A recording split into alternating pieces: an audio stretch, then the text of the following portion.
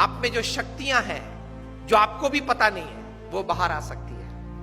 कहीं कहीं लोगों में कई प्रकार की एनर्जीज हैं, एक्स्ट्राऑर्डिनरी एनर्जीज हैं। हमें लगता है कि यार ये तो हीरो है, ये तो सुपर हीरो है, लेकिन वही एनर्जीज आप में भी हैं। उसने वो एनर्जीज बाहर निकाली और आप बाहर नहीं निकाल रहे हो। 1983 का वर्ल्ड कप आप में से किसी ने देखा था? कपिल देव भारत के लिए वर्ल्ड कप लेके आए थे। First time India won a major international tournament. बड़ी खुशी थी पूरे देश में। हम लोग, I was in standard 9th at that time, तो मुझे अभी भी पता है कि हम कितने जोर शोर से ये खुशी मना रहे थे, सब बच्चे, youngsters, teenagers. Cricket was a fever India and actually it became a more fever in India after Kapil Dev won the world cup for India. अभी भी वो दृश्य याद है, लॉर्ड्स की गैलरी में कपिल देव लेके खड़े थे। मुंबई में सम्मान हुआ, दिल्ली में सम्मान हुआ, बीसीसीआई ने बड़ा सम्मान किया। लेकिन जो हारने वाली टीम थी वेस्ट इंडीज, उनको लगा कि साला ये बंदर है, वो सिंह को सोता था सिंह तो झाड़ पे से नीचे उतर के एक चाटा मार के वापस ऊपर चढ़ गया। West Indies was a very powerful team. 1975 की वर्ल्ड कप उन्होंने जीती थी, 1979 की वर्ल्ड कप भी उन्होंने जीती थी और 83 की वर्ल्ड कप फाइनल में भी आ गए थे। और भारत तो उनके लिए मच्छर था, ऐसे ही क्रश कर डालेंगे। उनका एटीट्यूड बन गया था ओवर कॉन्फिडेंस का। और वेस्ट इंडीज की ये पावरफुल टीम, उन लोग, ये लोग बैलेंस करते थे। क्लाइव लॉर्ड जो कैप्टन थे, जिन्होंने 20 साल तक क्रिकेट जगत पे राज किया, ये मानते थे कि कोई ऑलराउंडर की जरूरत ही नहीं है। 6 बैट्समैन, 4 बॉलर और 1 विकेट कीपर। 6 में से एक भी बैट्समैन को गेंद डालना आता नहीं था और 4 में से एक भी बॉलर को बैट्समैन बैटिंग करना आता नहीं था। Specialise in your department, that was his strategy, his thinking, but with that he ruled the cricket world for 20 years। हम लोग जानते हैं। तो 1983 के वर्ल्ड कप फाइनल में भी आ गए, इंडिया को 183 में ऑल आउट कर दिया। विव रिचर्ड्स ने 13 बॉल में 8 चौके मारे, रॉजर बिन्नी, कपिल देव और शिवलाल यादव को मिला के। इन 13 balls he hit 8 to the fence। बहुत पावरफुल बैट्समैन थे विव रिचर्ड्स। तो हम लोग सबको तो लगा कि अब तो पूरा हो गया, यही पूरा कर देगा अभी 5-10 ओवर में। लेकिन एक मिस्क्यूट शॉट उन्होंने मारा और कपिल देव छान लगा के दौड़े थे। अगर जिसने देखा होगा, अभी भी मैं जब बात कर रहा हूं तो I can see the video in front of me. वहां से अगर कैच ऊपर आता है तो कैच, बॉल देखते देखते अगर पीछे पड़ना तो पीछे दौड़ता है ना फील्डर गेंद को कैच करने के लिए। कपिल देव को लगा कि मैं पीछे दौड़ूंगा तो शायद पहुंच नहीं पाऊंगा, इसलिए घूम गए। बॉल पीछे से आ रहा था और ऐसा दौड़ते, which is very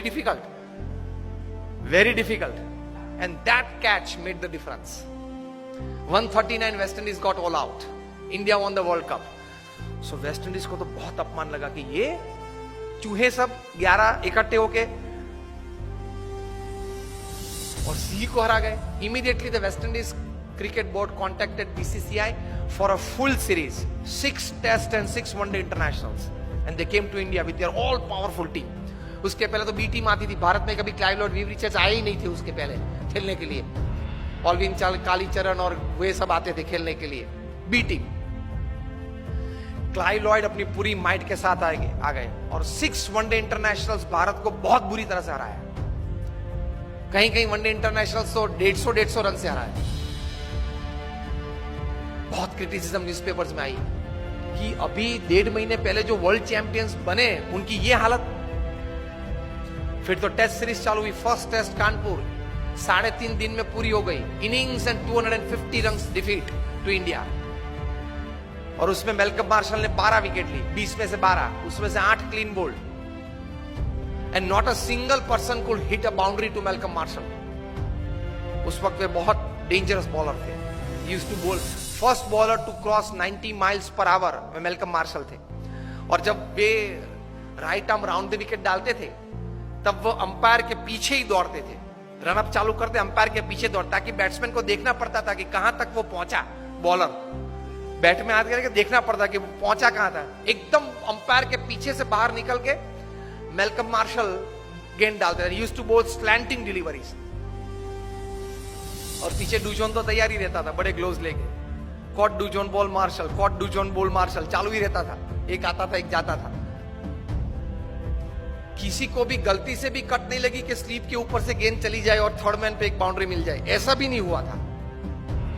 severe criticism in the Indian press, each and every Indian player was heavily criticised कि अब तो जो वेस्ट इंडीज बोलती थी वो बात सही है कि भारत ने बाय फ्लूक ये वर्ल्ड कप जीता, नसीब के आधार से जीता, प्रयत्न से, पुरुषार्थ से, टैलेंट से ये वर्ल्ड कप नहीं जीता है, वो बात तैयार हो गई। इंडियन प्लेयर्स का काउंसलिंग चालू हुआ, मॉरल बूस्टिंग चालू हुआ, पंपिंग चालू हुआ, एटीट्यूड्स बदलना चालू किया। उसमें सबसे पहली बारी आई ओपनिंग बैट्समैन सुनील गावस्कर की। उनका एटीट्यूड बदला कि you have a defensive attitude, you have to change your attitude from defence to attack. If Malcolm Marshall is a great bowler, you are a great batsman. If he can bowl so well, you can bat so well. Gavaskar का attitude change किया, because you start the Indian innings, you are the opening bat.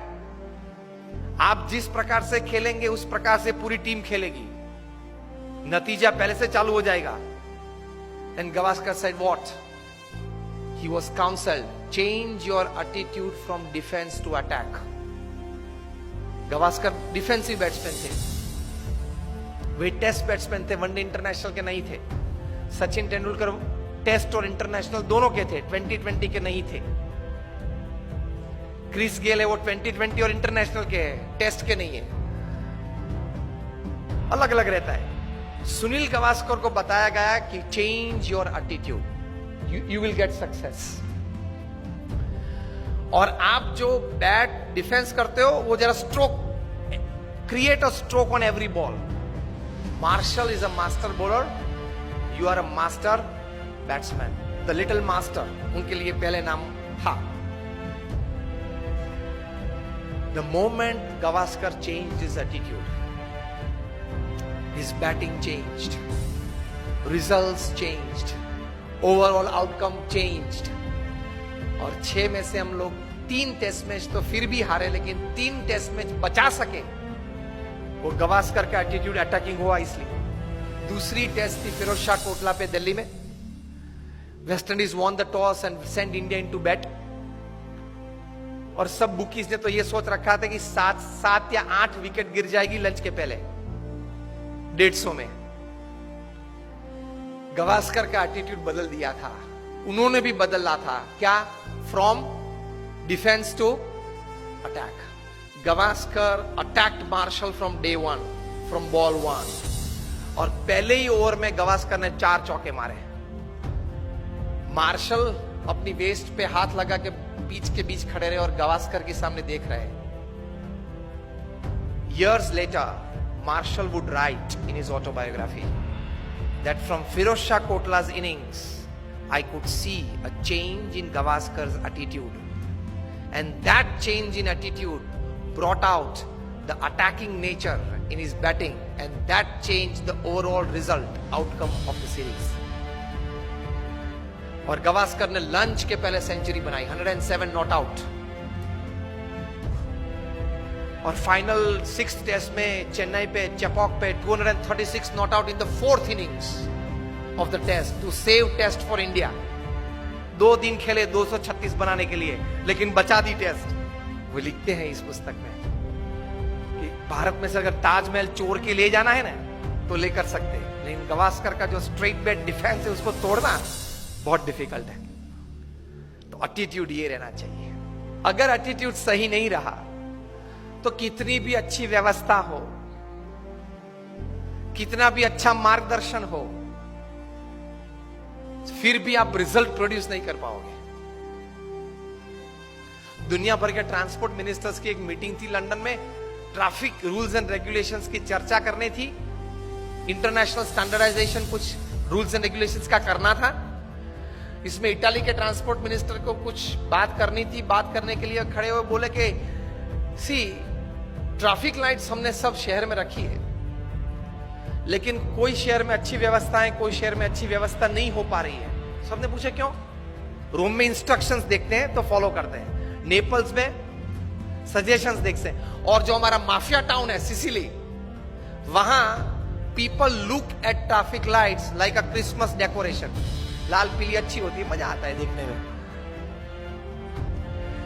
व्यवस्था तो सब जगह पे थी। रोम में instructions देखते थे तो अच्छी व्यवस्था थी, नेपल्स में सजेशंस देखते थे तो चलता रहता था, और सिसिली में उसी क्रिसमस लाइट को दिवाली या क्रिसमस का डेकोरेशन देखते थे। लाल पीली अच्छी होती है, मजा आता है देखने में। तो कोई व्यवस्था नहीं थी। व्यवस्थाएं सब एक प्रकार की हैं, रिसोर्सेस सब एक प्रकार के हैं, लेकिन नतीजा, रिजल्ट्स पीपल के एटीट्यूड से आते हैं। इतनी ताकत है एटीट्यूड में। व्यवस्थाएं तो थी, लेकिन परिणाम मिलते हैं या नहीं मिलते हैं एटीट्यूड्स पे डिपेंड करते हैं। तो एटीट्यूड्स में ये ताकत है।